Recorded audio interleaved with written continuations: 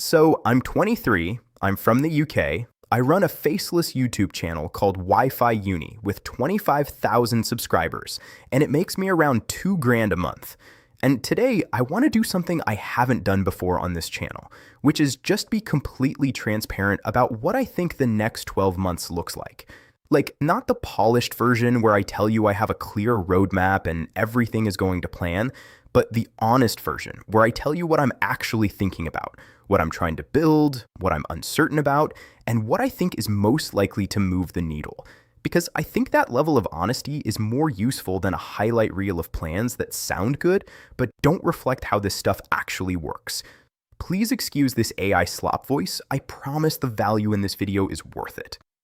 And before I get into it, I want to say something about why I'm making this video at all, because I think there's a version of this that's just content for the sake of content. Like, I'm making a video about my plans because it's easy to make and